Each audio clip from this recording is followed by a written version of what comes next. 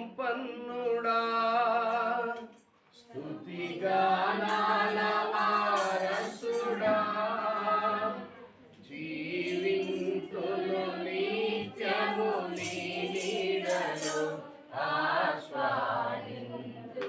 నీ మాటల మకరందము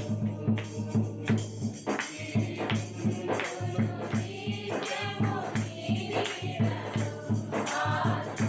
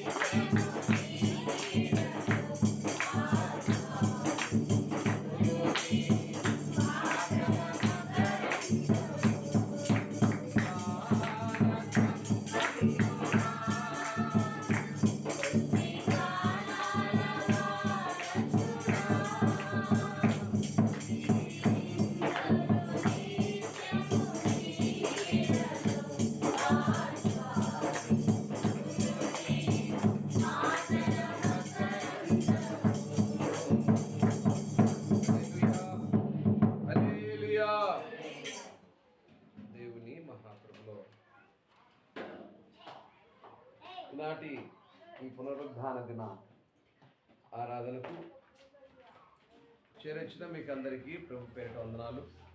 మరి మనకు కరెంటు అంతరాయం దాదాపుగా తక్కువగానే ఉంటుంది.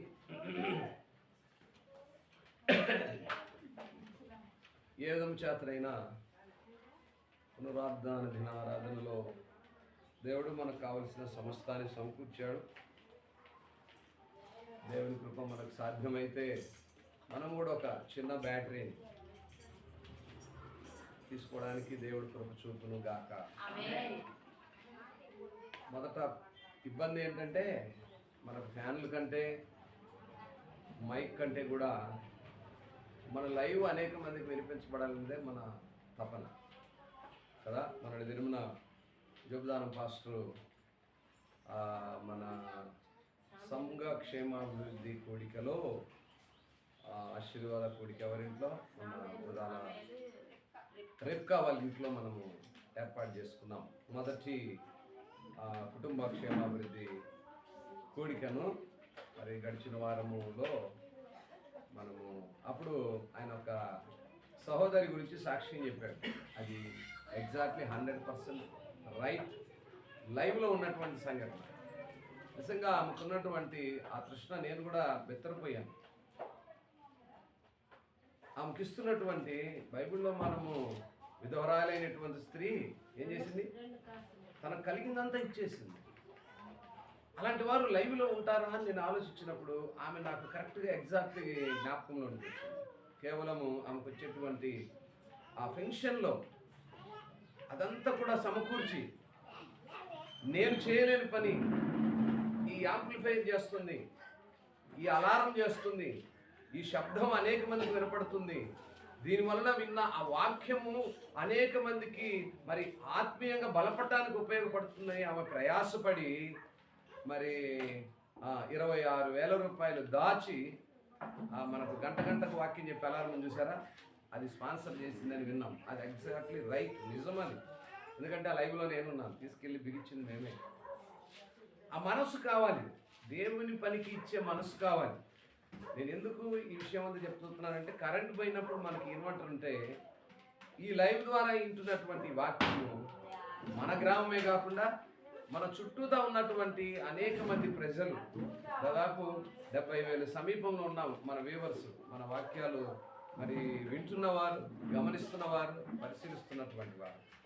కాబట్టి మన యొక్క కష్టార్జితంలో నుంచి కేవలము మనము తినుట, మనము త్రాగుట, మనము సుఖించుట, మన అక్కర్ల కొరకు ప్రయాసపడటమే కాకుండా దేవుని పని కూడా చేయాలి. పౌలు అందుకే మరి నూతన గ్రంథంలో కొరింథీ సంఘాలకు రాస్తున్నప్పుడు ఇలా రాస్తాడు, మీరు మీ సొంత పనులు మాత్రమే కాక దేవుని పనిని కూడా చేసేవారుగా ఉండాలని తెలియజేస్తారు. దేవుని పని చేయడం అని అంటే మనమే ఎక్కి వాక్యం చెప్పాలి, మనమే ఎక్కి పాట పాడాలి, మనమే ఎక్కి ప్రార్థన చేయాలి కాకుండా ఇప్పుడు వచ్చినటువంటి సదుపాయాలను బట్టి మన ద్వారా అనేక మందికి మనం వర్తమానాన్ని పంపించి, ఇదిగో ఫలానా నా పేరట ఈ మైక్ శబ్దం వినపడుతుంది, వీరి ద్వారా నేను అందించగలుగుతున్నాను అనే ఆ ఇంటర్నల్ సాటిస్ఫాక్షన్ అవసరం.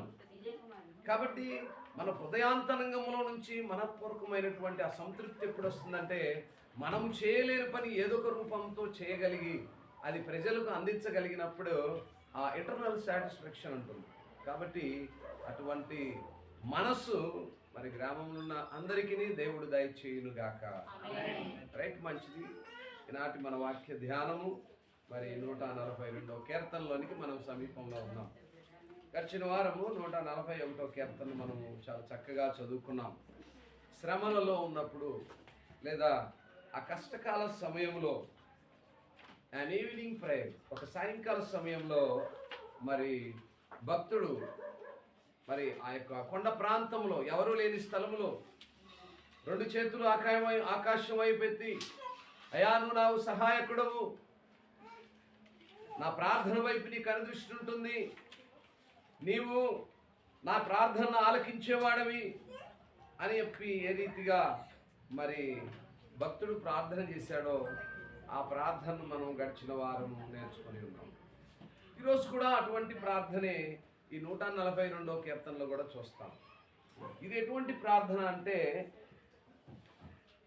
అపవాది చేతిలో చిక్కబడినప్పుడు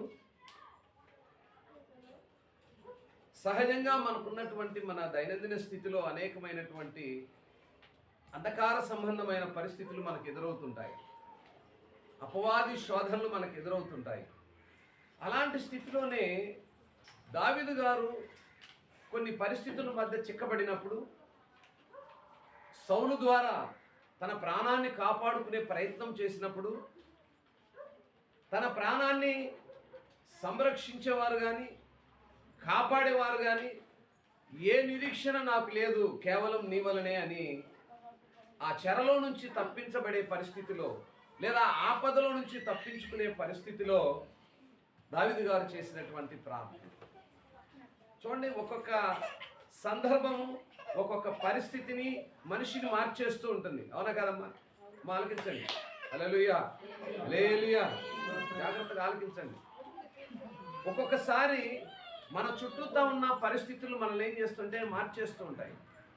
అది మంచి కావచ్చు, చెడు కావచ్చు.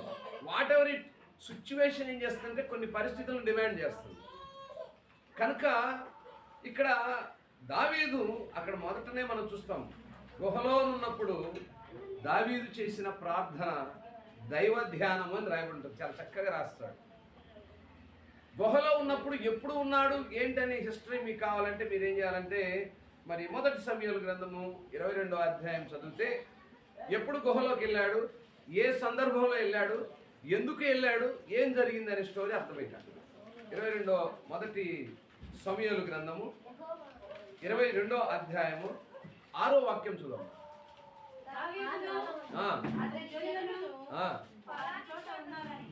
ఎస్ సౌలునకు వర్తమానమాయెను. అప్పుడు సౌలు గిబియా దగ్గర రామాలో ఒక పిచ్చుకల వృక్షం క్రింద దిగి ఈట చేత పట్టుకొని ఉండెను. అతని సేవకులు అతని చుట్టూ నిలిచి ఉండగా సౌలు తన చుట్టూ నిలిచి ఉన్న సేవకులతో ఇట్లనెను. చాలు. ఈ సందర్భం ఎందుకు చూపించారంటే సౌలు ఎందుకు చెరలో ఉన్నాడనే మాట కోసం చూపించారు. దావీదు గారు ఎందుకు చెరలోనికి వెళ్ళాడంటే సౌలుకు భయపడి, సౌలుకున్నటువంటి సైన్యాన్ని, సౌలుకున్నటువంటి రాజు గనుక తనకున్న అధికారాన్ని, ఆ అధికారంతో తను నన్ను ఏం చేస్తాడో, నా ప్రాణాన్ని తీసుకోగల శక్తి కలిగిన వాడు, సైన్యమంతా కలిగిన వాడు అని ఆ భయముతో దావీదు ఆ రామాలో ఉన్నటువంటి ఎక్కడ దాక్కున్నాడట, అక్కడ దాగుకున్న సమయంలో ప్రార్థన చేస్తున్నాడు.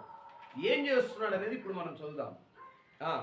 మంత్రి వాక్యం, నేను వెలుగెత్తి యెహోవాకు మరలిడుచున్నాను, బతిమాలుకొంటున్నాను, బహు వినయముగా ఆయన సన్నిధిని నేను మొరపెట్టుచున్నాను, నాకు కలిగిన బాధ ఆయన సన్నిధిని తెలియజేస్తున్నాను. ఇక్కడ జాగ్రత్తగా ఒక మాటను ఆలకించాలి.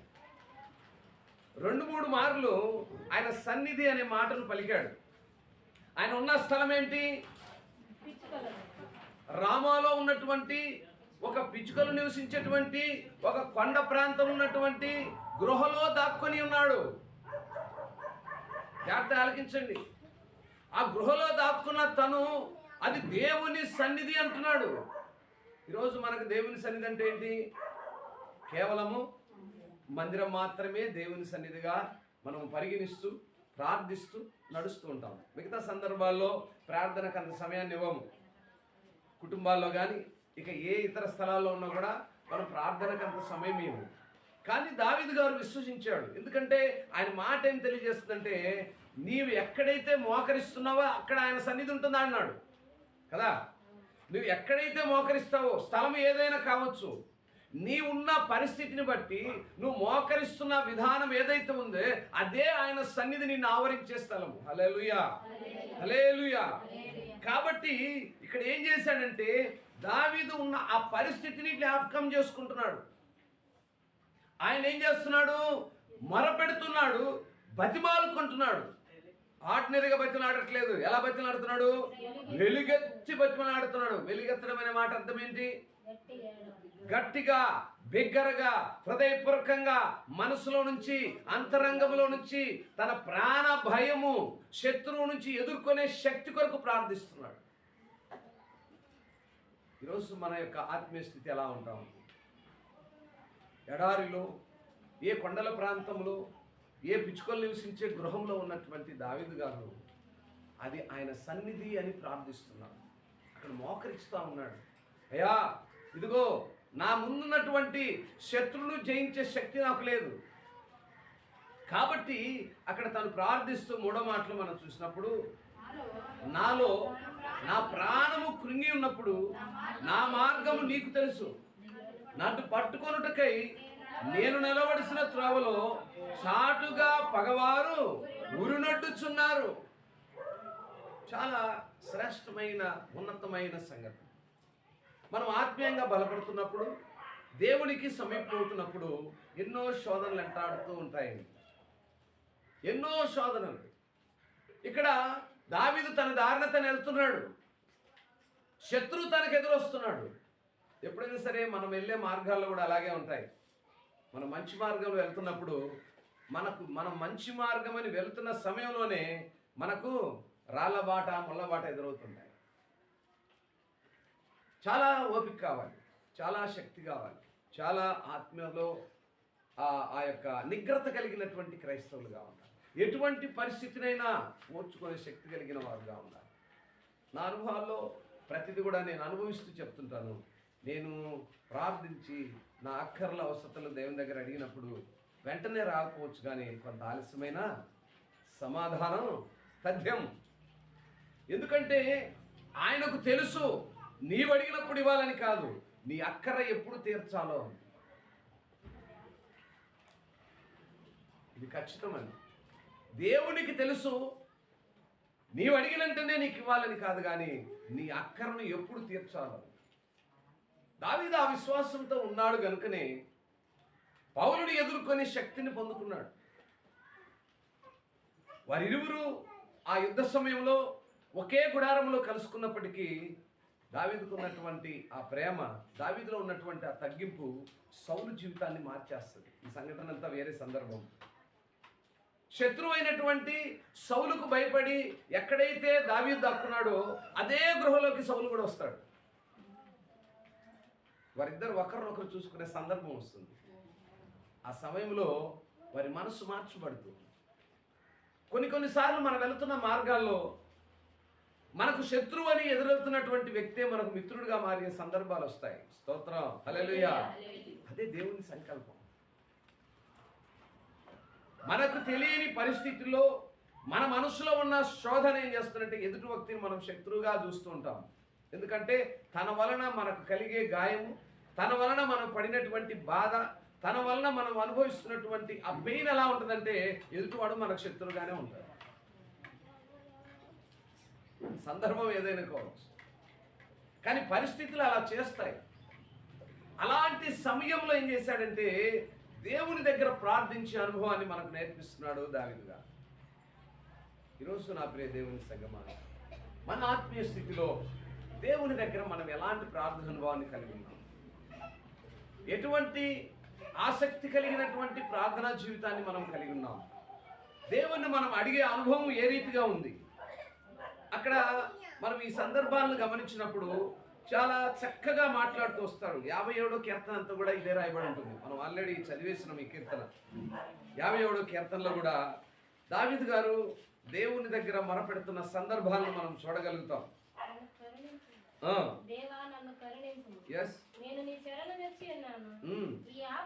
ఈ ఆపదలు తొలగిపో వరకు నీ రెక్కల నీడలు నేను శరణు వచ్చి ఉన్నాను. ఈ అనుభవం కావాలి ప్రియ దేవుని సంఘం. ఆపదలు వచ్చినప్పుడు, శ్రమలు వచ్చినప్పుడు దేవుని యొక్క రెక్కల చాటున ఆశ్రయాన్ని కోరేవారంగా ఉండాలి. ఆయన ఆశ్రయించాడు కనుకనే మరి 5వ వాక్యం కూడా అక్కడ అంటాడు, దేవా ఆకాశము కంటే అత్యున్నడుగా నిన్ను కనపరుచుకును, నీ ప్రభావము సర్వభూమి మీద కనపడనీయమంటాడు. ఆర్డినరీగా మాట్లాడట్లేదు, తన ఒక్కని గురించి మాట్లాడట్లేదు, నాకు మాత్రమే నీ కృప ఉంటే చాలనలా. ఏమంటున్నాడు? సర్వభూమి మీద. సర్వభూమి మీద అంటే భూమి మీద నివసిస్తున్న ప్రతి మనుష్యుడు.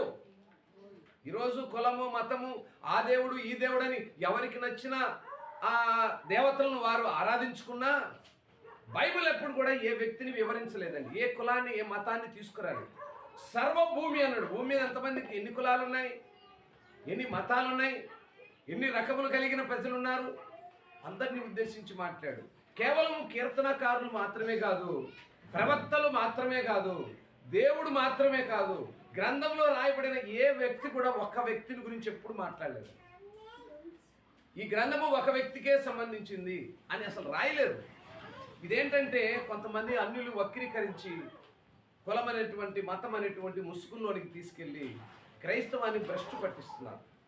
పరిశుద్ధ గ్రంథంలో ఎక్కడ కూడా ఇది ఫలానా కులానికి మతానికి చెందిందని ఆదికాండం నుంచి ప్రకటన వరకు 66 పుస్తకాల్లో ఏ ప్రవక్త కానీ, ఏ భక్తుడు కానీ, లేదా ఏ విశ్వాసి కానీ కూడా ఇది ఈ కులము ఈ మతములకు చెందిందని రాయలేదు.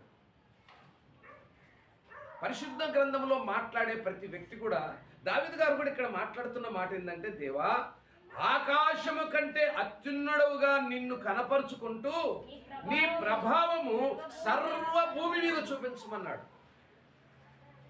నీ ప్రభావం నాకే రావాలి. నన్ను వెంటాడుతున్నటువంటి శత్రువును జయించడానికి కావుతున్న శక్తిని ఏమైనా అడగలేదు. అడిగాడా? తన గురించి అడిగాడా? లేదా దేవుని శక్తిని నా దగ్గరే దేవుని శక్తి ఉందని కూడా తను అనలేదు. చాలా మంది పాస్టర్లు కూడా అలానే కనపరుచుకుంటున్నారు.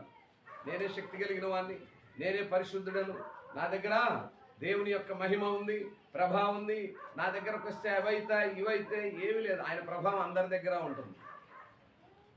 నీ దగ్గర కూడా ఉంటుంది ఆయన ప్రభావం. ఎప్పుడు ఉంటుంది? ఆయన ఆజ్ఞలను, ఆయన కట్టడలను, ఆయన విధులను అనుసరిస్తున్నప్పుడు ఆ ప్రభావం నీలో ఉంటుంది. నువ్వు ఆత్మలో రోషం కలిగిన క్రైస్తవుడుగా, దేవుని యొక్క చిత్తాన్ని అనుసరిస్తున్నటువంటి ఒక విశ్వాసిగా, ఒక సేవకుడిగా ఎవరైతే ఉండగలుగుతారో వారిలో ఎవరైనా ఆ ప్రభావం ఉంటుంది. పాస్టర్కి ఆ ప్రభావం ఉంటుంది, లేకపోతే ఇంకొకటి ఉంటుంది కదా. పాస్టర్ యొక్క ప్రభావము కలగడానికి కారణం ఏంటంటే నమ్మకంగా దేవుని దగ్గర దేవుని పాదాలు పట్టుకొని ఆయన శరణు జొచ్చుతున్నాడు కాబట్టి ఆయన దగ్గర ఆ ప్రభావం ఉంటుందని మనం విశ్వసిస్తున్నాం. దట్స్ ఆల్ అండి. ఆయన కూడా వన్ ఆఫ్ ద మ్యాన్, అంతే కదా. డిఫరెన్స్ ఏంటి ఇక్కడ? ఏంటా డిఫరెన్స్ అని మనం గమనిస్తే, ఆయన దేవుని పాదాలు పట్టుకొని ఆయన ఉన్నాడు, నువ్వు పట్టుకొని వదిలేస్తున్నావు, అంతే డిఫరెన్స్. నువ్వు వచ్చి వెళ్ళిపోతున్నావు. చేప వేసారు ఎప్పుడైనా? చేపకి వెళ్ళారా? నేను చిన్నప్పుడు వెళ్ళేవాడిని. మా చిన్నాన్న మిలిటరీ ఆయన ఏం చేస్తాడంటే, ఆ మిలిటరీ నుంచి వచ్చిన సమయాల్లో మేము వేసవి కాలపు సెలవులు వస్తే అంతా మేము మా నాయనమ్మ దగ్గర చేస్తాం. అక్కడ మేమందరం చిన్నపిల్లలం కనుక 7th క్లాసు 9th క్లాసు ఇట్లా చదివే సమయంలో మా చిన్నాన్న మిలిటరీ మ్యాన్, ఆయన సెలవులకు వచ్చాడంటే ఆయన దగ్గర గన్ ఉంటుంది. తర్వాత ఈ చేపలు వేసే వలలు ఉంటాయి, ఆ వలలకి గాలాలు ఉంటాయి. ఆ గాలాలకి ఏం చేస్తారు? భూమిలో దొవితే వస్తుంటాయి ఎర్రలు, అవి తవ్వుకొని అన్ని ఒక గిన్నెలు వేసుకొని మా నాయనమ్మ నివసించే ప్రాంతం పిడుగురాళ్ళ ఆ ప్రాంతంలో ఎక్కువ అవి ఉంటాయి. కోనేర్లు కాదా, కుంటలు కూడా కాదు, వాటిని క్వారీస్ ఉంటాయి. క్వారీస్లో అది దాన్ని ఏమంటారు, బాగా పెద్ద చెరువు కూడా కాదు, దానికంటే ఇంకా పెద్దగా ఉంటాయి. ఏదో పెంచుతారు ఆ పేరుతో. అక్కడ అందులో ముసళ్ళు కూడా ఉంటాయి. ఇప్పుడు కూడా ఉన్నాయి. ఇప్పుడు కూడా మేము వెళ్ళినప్పుడు చూస్తాం. అలాంటి స్థలానికి అప్పుడప్పుడు వెళ్ళి ఈ చేపలు పట్టడానికి వేసేవాళ్ళు. చేప పడాలంటే ఏం చేయాలి? గాలంకి ఏం తగిలియాలి? ఆ ఎర్ర వేస్తేనే చేప వచ్చేది, ఉత్త గాలం వేస్తే రాదు. ఈరోజు దేవుని సన్నిధికి నువ్వు వెళ్తున్నప్పుడు ఉత్త గాలం తీసుకొని పోతే చేప రాదు. దానికి ఎర్ర ఉండాలి, ఆత్మీయత అనే ఎర్ర ఉండాలి, విశ్వాసం అనే ఎర్ర ఉండాలి, భక్తి అనే ఎర్ర ఉండాలి. ఎర్ర లేకుండా నేను గాలం తీసుకొని పోయినాను, నాకు చేపలు పడలేదంటే నేనేస్తే రావు. చేప పడిందో లేదో కూడా మనకు తెలుస్తుంది. ఆలకించండి, జాగ్రత్తగా. మనం గాలం వేసిన తర్వాత ఆ గాలానికి చేప తగిలిందో లేదో కూడా మనకు తెలుస్తుంది. ఈరోజు మన ప్రార్థన కూడా గాలము, ప్రార్థన అనే గాలము. ఆ గాలానికి ఏముండాలంటే ఎర్ర ఉండాలి. ఎర్ర లేకుండా నువ్వు ఎంత ప్రార్థన చేసినా, ఎర్ర లేకుండా నువ్వు ఎన్నిసార్లు వలేసినా దాంట్లో ఏమొస్తుంది? చేపలు వస్తాయా? ఎర్ర తగిలియకుండా పోదాం చేపల వేటకి. ఏమండి, నా దగ్గర ఒక గన్ను ఉందండి, గన్ను షూట్ చేసే గన్ను ఉంది, బుల్లెట్ లేదు లోపల, గన్ను మాత్రం ఉంది. మీరు చంపడానికి వస్తున్నా, చచ్చిపోతావా? నేను చచ్చిపోతానా? ఈరోజు మన ఆత్మీయ స్థితి క్రైస్తవులకు ఎలా ఉంటుందంటే, ఊరక గాలాలు ఉన్నాయి మన కాడ, ఊరక బుల్లెట్లు ఉన్నాయి, మన గన్నులు ఉన్నాయి మన కాడ, దాంట్లో బుల్లెట్ లేదు.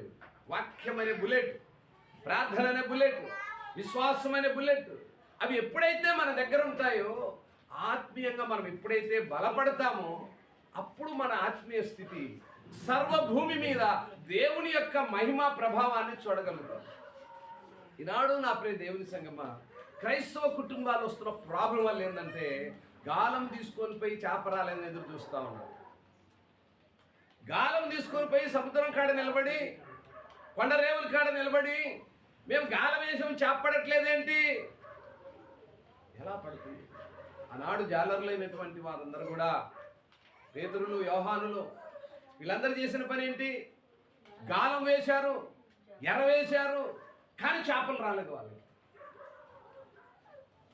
అన్నీ కలిగి ఉన్నా కూడా కొన్నిసార్లు దేవుని కృప కొరకు, ఆ మహిమ కొరకు, ఆ ప్రభావము కొరకు ఎదురు చూసే క్రైస్తవులుగా మనం ఉన్నప్పుడే పొందుకుంటాం. ఇక్కడ దావీదు యొక్క విశ్వాసం అటువంటిదే.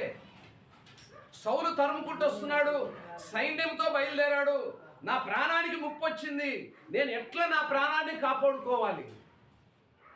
దేవుని దగ్గర వెలిగెత్తి ప్రార్థిస్తున్నాను. ప్రార్థన చేయమంటే సిగ్గు, ఏమ్మా పాటలు పాడమంటే సిగ్గు, సకాలంలో దేవుని సన్నిధిలో ఉండాలంటే సిగ్గు. మరి వెలిగెత్తి ఎప్పుడు మొరపెడతావు? ఇంట్లో మొరపెట్టలేవు, దేవుని సన్నిధిలో మొరపెట్టలేవు, ఏకాగ్రత ప్రార్థన లేదు. ఎప్పుడు మరి నువ్వు ఆ గాలానికి ఎరేస్తావు? ఎప్పుడు నువ్వు చేపలు పెట్టుకుంటావు? ఈరోజు మన ఆత్మీయ స్థితికి చాలా సూక్ష్మమైన మనం అనుభవిస్తున్న ఉపమానాలండి. పరిశుద్ధ గ్రంథంలో యేసు ప్రభువు వారు ఏ ఉపమానం చెప్పినా మనం అనుభవించేవే చెప్పాడు ఆయన. ఆ అనుభవపూర్వకమైనటువంటి ఉపమాలు, వాస్తవాలు లైవ్లో కనిపించేవి. అది లేకపోతే ఇది జరగదు అనేది, అవునా కదా? ఈరోజు వల వేయాలి, చేపలు మరి వలలోకి రావాలంటే వల వేస్తే చేపల వలలోకి వస్తాయి. వల వేయకుండా చేపలు ఎలా వస్తాయి? ఈరోజు మనం కూడా దేవుని దగ్గర మొరపెట్టే అనుభవం లేకుండా, ఆ మొరపెట్టే అనుభవం లేకుండా దేవుని యొక్క మహిమను మనం ఎలా అనుభవించగలం? కీర్తనకారుడు అనుభవిస్తూ ఉన్నాడు. అనుభవిస్తూ మనకొక మాదిరిని తెలియజేస్తున్నాడు. అయ్యా, నేను ఈ స్థితిలో ఉన్నాను, ఆయన నన్ను ఇట్లా ఆశ్రయించాడు. చూడండి, 4వ వాక్యం చూద్దాం. 142:4. నా కుడి ప్రక్కను నిదానించి చూడుము, నన్ను ఎరిగిన వాడు ఒకడును నాకు లేకపోయాను, ఆశ్రమేది నాకు దొరకలేదు, నా ఎడల జాలిపడువాడు ఒక్కడు లేడు. చూసారా? ఈరోజు మనుషులు మన ఎడల జాలిపడే వాళ్ళు కాదు. జాలిపడిన క్షణం మాత్రమే. కొన్నిసార్లు మనుషులు జాలి పెట్టారని మీరు అనుకుంటుంటారు. ఆ జాలి ఎలా ఉంటుందంటే, అబ్బా ఇది అయిందిలే, అడిగిందిలే, బాగుందిలే అని మనసులో ఉండి బయటికి మాత్రం అంటుంటాడు నీకు ఆపద కలిగినప్పుడు, అయ్యో ఇలా జరిగిందా. కానీ దేవుని యొక్క పరిస్థితి అలా ఉండదండి. జాలిపడేటువంటి వారిని ఆశ్రయంగా చేర్చుకునేవాడు. ఆ జాలిపడే ఆ కృపను మనం పొందుకోవాలి. 5వ వాక్యం అంటున్నాడు, యెహోవా నీకే నేను మొరపెట్టుచున్నాను, నా ఆశ్రయ దుర్గము నీవే, సజీవులున్న భూమి మీద నా స్వాస్థ్యము నీవే అని నేను అనుకుంటుని. నేను చాలా కృంగి ఉన్నాను, నా మొరకు చెవియొగ్గుము. తరువారు నాకంటే బలిష్ఠులు, వారి చేతిలో ఉండి విడిపింపు. సౌలుకు భయపడ్డాడు. అయ్యో బలవంతుడు వస్తున్నాడు, అనేక మంది సైన్యాన్ని వెంటబెట్టుకొని వస్తున్నాడు, అన్ని విషయాల్లో శక్తి కలిగినటువంటి బలిష్ఠుడు, నిస్సహాయమైనటువంటి నేను ఏం చేయగలను? ఈరోజు మనం కూడా కొన్ని సందర్భాల్లో నాకెవరున్నారు, నాకు ఏ సహాయకుడు లేడు, ఆదరించేవారు లేరు, ప్రేమించేవారు లేరు, అక్కర్లు ఎవ్వరు తీర్చక్కర్లేదు. దేవుని దగ్గర మనం అడగలిగితే దేవుడు సైన్యాన్ని పంపిస్తాడు మనకి ఇంటి దగ్గరికి. స్తోత్రం, హల్లెలూయా. దేవుని దగ్గర మనం అడిగి ముందుకెళ్తే ఏ కార్యాన్నైనా ఆయన చూసుకుంటాడు. ఆ విశ్వాసంతోనే దావీదు గృహలో అది దేవుని సన్నిధిని ప్రార్థిస్తున్నాడు. ఈరోజు మనం దేవుని సన్నిధులు కూడా ప్రార్థించలేకపోతా ఉన్నాం. దేవుని సన్నిధులు కూడా మోకరలేకపోతున్నాం. దేవుని సన్నిధిలో విశ్వాసంతో కన్నీరు విడలేకపోతున్నాం. ఆనాడు భక్తులు మనకు నేర్పించిన అనుభవాలు మన జీవితాల్లో మాదిరిగా ఉండాలి. సేవకులు గద్దించినప్పుడు, సేవకులు నీకు బోధించినప్పుడు నీవు బాగుండాలని, గ్రామము బాగుండాలి, దేశం బాగుండాలి, కుటుంబాలు బాగుండాలనే సేవకులు ప్రయాసపడతారు, ప్రార్థిస్తూ ఉంటారు. అది ఎరుగని అవిశ్వాసులు ఏం చేస్తుంటారంటే దానికి వితండవాదం చేస్తూ ఉంటారు. వితండవాదానికి సమాధానాలు దొరకవండి. ఎవరైనా సరే బైబిల్ను చాలా మంది వక్రీకరించి వితండవాదం చేస్తుంటారు. సమాధానాలు కష్టం. ఎందుకంటే నువ్వు ఒక గురిలో ఉన్నావు, నేను మార్చినా వినవు. దానికి నువ్వు అడ్డ ప్రశ్నలే వేస్తావు తప్ప సమాధానం రిసీవ్ చేసుకోలేవు. ఒక మాట చెప్పినప్పుడు దాన్ని పాజిటివ్గా ఆలోచించు. ఏదైనా కూడా ఎంత చెడ్డ విషయాన్ని కూడా పాజిటివ్గా ఆలోచించు, మంచిగా ఉండదు. ఎంత మంచి విషయాన్ని నీతో చెప్పినా నువ్వు నెగటివ్గా తీసుకున్నప్పుడు అది నీలో ఆ మాట నిలబడిపోయినప్పుడు ఎవరు ఏం చేయలేము. ఇలా అనేక సందర్భాల్లో అనేక సమయాల్లో క్రైస్తవులు పడిపోతూ ఉంటారు. చాలామందిని మనం చూస్తున్నామండి. చాలామంది చదువుకున్నటువంటి వాళ్ళే, జ్ఞానం కలిగినటువంటి వాళ్ళే, లోక జ్ఞానాన్ని సంపాదించుకొని ఆత్మీయ జ్ఞానాన్ని పొందుకోలేక మరణిస్తున్న వాళ్ళు ఎంతోమంది ఉన్నారు. లోకంలో మంచి జ్ఞానే, లోకంలో మంచి విలువ కలిగినటువంటి స్థితిలోనే ఉన్నావు, కానీ దేవుని జ్ఞానం లేకుండా నీవు ఏమి కలిగి ఉన్నా నిష్ప్రయోజనం. ఆయన మహిమ సర్వభూమి మీద ఆ ప్రభావాన్ని చూపించాలని ఆశపడుతుంది. రిసీవ్ చేసుకునే వాళ్ళు ఎంతమంది ఉన్నారు? ఈరోజు నా ప్రియ దేవుని సంగమా, మన ఆత్మీయ స్థితి కూడా ఆ రీతిగానే ఉంది. మరి ఆ మాటను మనం చూసినప్పుడు 7వ వాక్యం అంటుంది కదా, నేను నీ నామమునకు కృతజ్ఞతాస్తుతులు చెల్లించున్నట్లు చెరసాల నుండి నా ప్రాణమును తప్పింపుము. అప్పుడు నీవు నాకు మహోకారము చేసి ఉండుట చూచి నీతిమంతులు నన్ను బట్టి అతిశయపడుదురు. జాగ్రత్తగా ఆలకించండి. నీతిమంతులు అనే మాటకు అర్థం ఏంటి? దేవుని ఆశ్రయించిన పిల్లలు, దేవుని నమ్మినటువంటి పిల్లలు ఏమవుతారంట?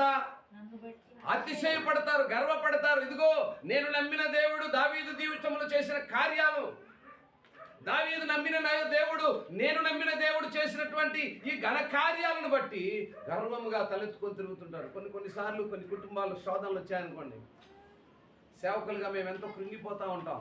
కారణం ఏంటి? అయ్యో నా సంఘ బిడ్డ, ఏంటి పరిస్థితి, ఎందుకు ఇలా జరిగింది, ఇలా జరగటంలో లోపం ఎక్కడ జరిగింది, ఏంటి ప్రభు అని చెప్పి మేము ఎంతో కుంగిపోతూ ఉంటాం. ఆ సందర్భాలు మీకు అర్థమవు. సంఘాల్లో ఏదైనా అపశృతి జరిగింది అంటే మొదటగా చింతపడేవాడు, కన్నీటి పడేవాడు సేవకుడు. అది ఏ పరిస్థితి అయినా, ఎవరి కుటుంబమైనా, ఏదైనా జరిగినదంటే మొదటగా కన్నీరు పర్యంతమయ్యేది అంటే సేవకుడు. సేవకుడికి గ్రామంలో ఉన్న ప్రతి కుటుంబం ఆశీర్వాదకరంగా ఉండాలని, దీవెనకరంగా ఉండాలని, అందరూ దేవుని పిల్లలుగా దేవుని సన్నిధిలో ఉండాలని, ప్రతి కుటుంబంలో ప్రేమ, సంతోషం, ఆనందం, ఐక్యత ఉండాలని ఆరాటపడి తప్పన పడేవాడు ఎవరంటే సేవకుడు. కనుక ఇక్కడ దావీదు గారు చెప్తున్న మాట ఏంటంటే, అయ్యా నేనున్న పరిస్థితి నుంచి తప్పించి, ప్రాణాపాయం నుంచి తప్పించి, ఆ శత్రువు నుంచి నన్ను తప్పించగలిగితే నీతిమంతులైనటువంటి నీ పిల్లలు అతిశయపడతారు. దేవుని నమ్మిన పిల్లలు సంతోషిస్తారు, దేవుని నమ్మిన పిల్లలు ఆనందంతో ఉంటారు. కనుక నా ప్రియ దేవుని సంగమం, దేవుని పిల్లలైనటువంటి మనం ఎలా ఉండాలంటే శత్రువును జయించడానికి కావలసిన శక్తిని దేవుని దగ్గర నుంచి అడగాలి. దేవుని దగ్గర నుంచి పొందుకునే ఆ గోజారి అనుభవం కావాలి. ప్రార్థన అనే శక్తి, ప్రార్థన అనే వెపన్, ప్రార్థన అనేటువంటి ఆయుధం, అది మనలో లేకుండా మనం ఎంతసేపు గాలం తీసుకెళ్ళి సముద్రంలో వేసినా చేప కాదు కదా, ఏమీ రాదు. మనము ఆ ప్రార్థన అనే అనుభవం లేకుండా, దేవునితో ఆ కనెక్టివిటీ లేకుండా మనం ఏం చేసినా ఏం పొందుకోలేము. ఎందుకంటే ఆయన ప్రభావము సర్వభూమి మీద ఉంది. ఒక ప్రాంతంలోనూ, ఒక మనిషిలోనూ, ఒక గృహంలోనూ, ఒక ఇంటి దగ్గర మాత్రమే లేదు, అది సర్వభూమిలో ఉందని వాక్యం సెలవిస్తుంది. చూడండి, యెషయా గ్రంథము 26వ అధ్యాయము 16వ వాక్యాన్ని చూద్దాం.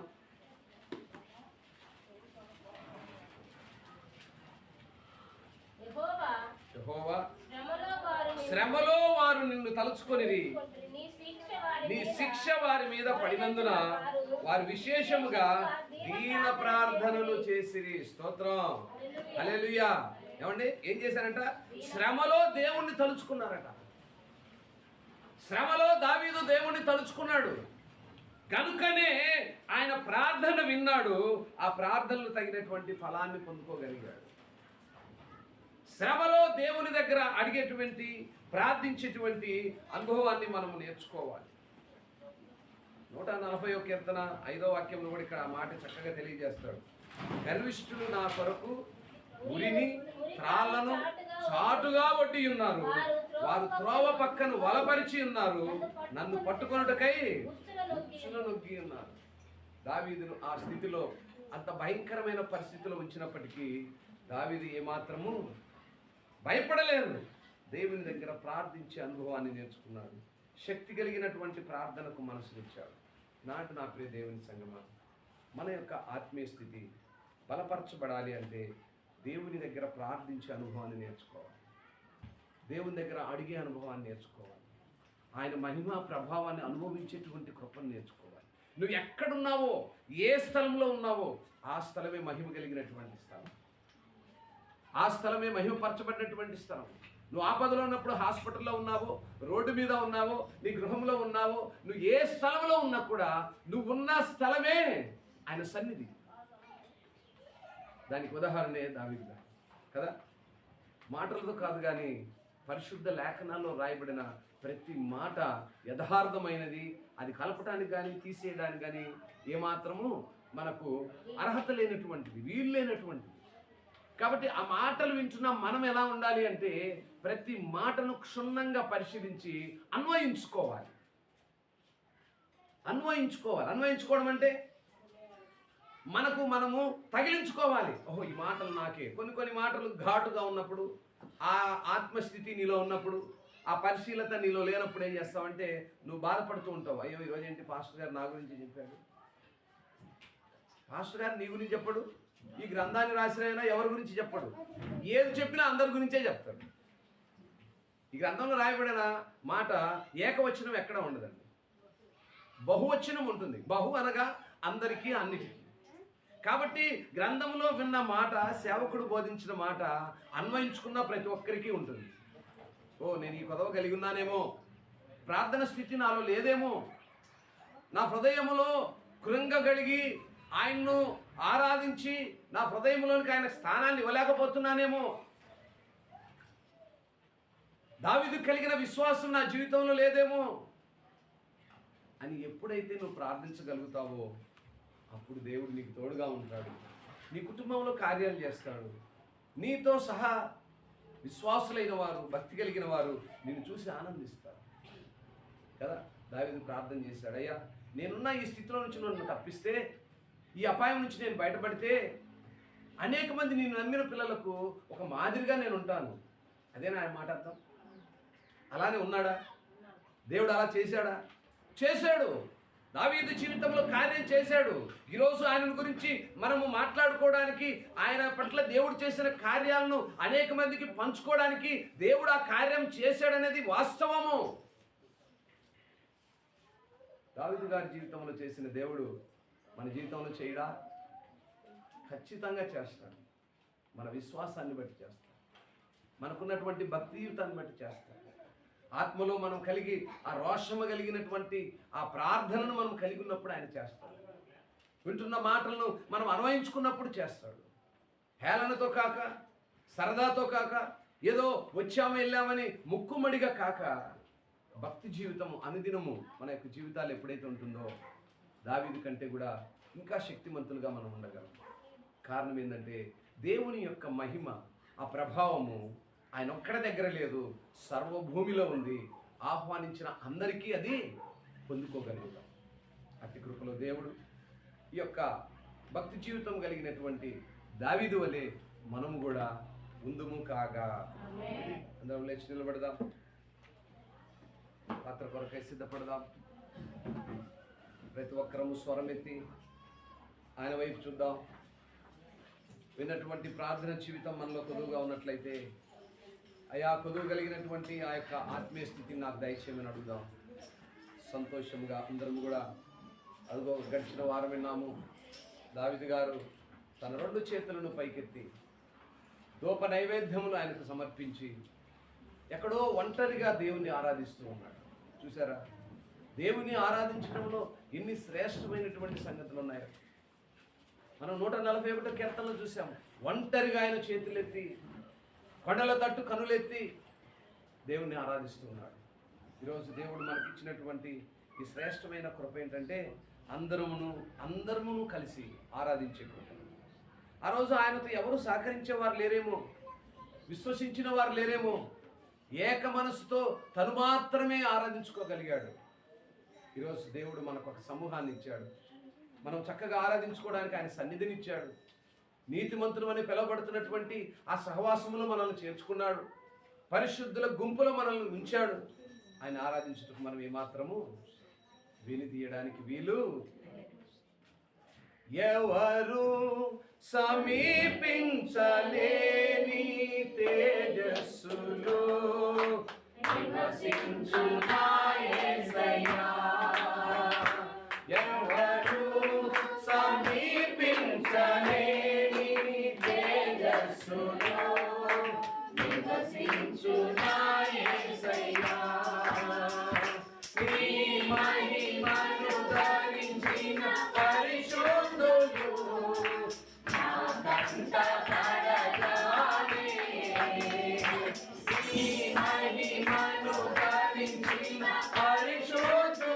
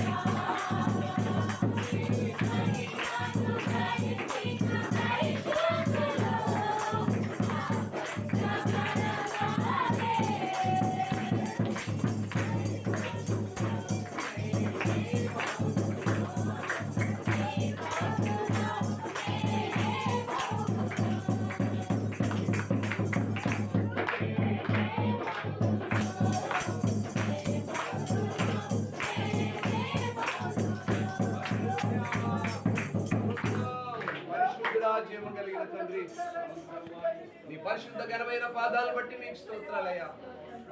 నీ పిల్లలమైన మేము తండ్రి ఈ లోక సంబంధమైనటువంటి విషయములు విడిచి నాయన నీతో ఉన్నట్లయితే నీ మహిమా ప్రభావం మేము నాయన పొందుకుంటాం.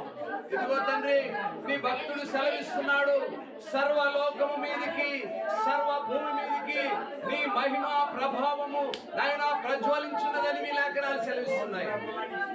అవునయ్యా, మేము దాన్ని పొందుకోవడానికి, ఆ శక్తిని అనుభవించడానికి ఈ లోకమైనటువంటి బంధాలను విడిచి నీ ఎదుట మేము సాగిలపరి పరిశుద్ధ సహవాసములు మమ్మల్ని చేర్చుకొని నాయన ఇంటి సహవాసంలో నీ పిల్లలైనా మమ్మల్ని ఉంచినందుకే మీకు స్తోత్రాలు.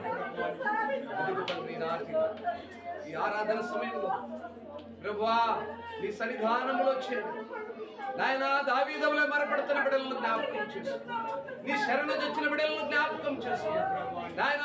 వారు కలిగినటువంటి ఆత్మలో రోషమును నాయన జ్ఞాపకం చేసు నాయన. వారి అంతరంగమైనటువంటి భూ సంబంధమైన విషయములు విడిచి అంతరంగమందు నిన్ను ఆహ్వానించుకునే పిల్లలుగా చూపమని ఇంతవరకు ఈ ఆరాధన అంతటిలో నీ బిడ్డలతో మీరుండి నాయన మీరు నడిపించినటువంటి పరిశుద్ధమైనటువంటి పరిశుద్ధాత్మ ఆ సహవాసమును ఆ ప్రభావం బట్టి మిమ్మల్ని స్తుతిస్తూ మా ప్రియుడు మా రక్షకుడు యేసయ్య ఘనమైన నామములో ఈ స్తుతి ఆరాధన మీకే సమర్పించుకొని ఉన్నాము తండ్రి.